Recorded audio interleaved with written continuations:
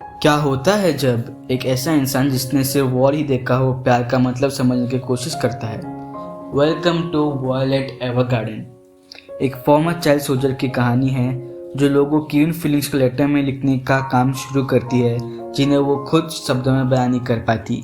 ये healing, loss और प्यार का ऐसा मतलब समझने की एक बेहद ही खूबसूरत कहानी है।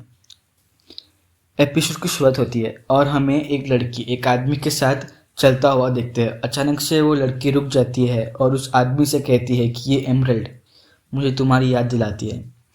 सीन शिफ्ट होता है और हमें उसी लड़की को हॉस्पिटल के बेड में सोया हुआ देखते हैं जो एक लेटर लिखने का प्रयास करती है, पर उसका हाथ उसका साथ नहीं देता और वो लेटर उड़ जाता है।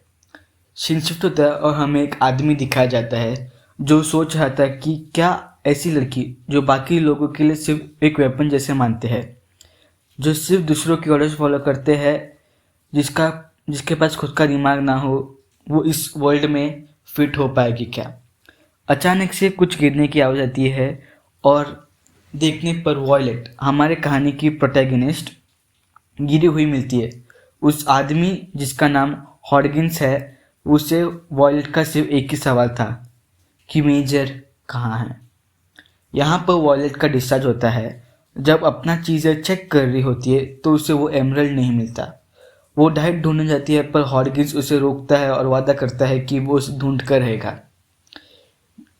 वॉयलेट और हॉडगिंस कार में होते हैं तब हॉडगिंस उसे तीन टॉयज दिखाता है जिसमें से वो वॉयलेट एक पपी चूज करती है। रीज़न पूछने पर वो बोलती है कि मेजर का बड़ा भाई मुझे मेजर का कुत्ता बुलाता था। सीन शिफ्ट होता है और हमें बताया जाता है कि मेजर ने वॉयलेट को उनके रिलेटिव्स के हाथ सौंप दिया था और वहीं से उसका सरनेम मिलता है एवरगार्डन और एक ग्लव्स क्योंकि उसका एक हाथ मेटल से बना था।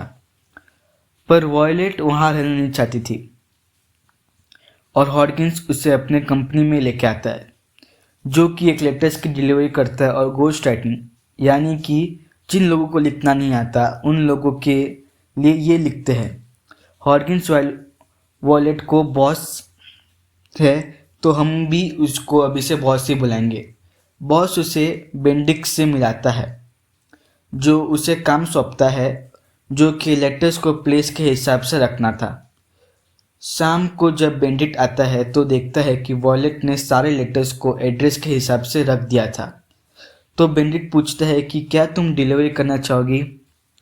सीन शिफ्ट होता है, हमें बॉस को दिखाया जाता है जो वॉयलेट को डिलीवरी करते हुए देखता है और उसे रोकता है। बेंडिक्ट ने उसे कहा था कि डिलीवरी करना, तो उसने कहा था कि कल डिलीवरी करना, पर वॉयलेट ने सोचा कि आज से डिलीवरी स्टार्ट किया जाए क्योंकि वो कभी हमेशा नॉन स्टॉप काम करती थी, लाइक ऑपरेशंस में होते। तो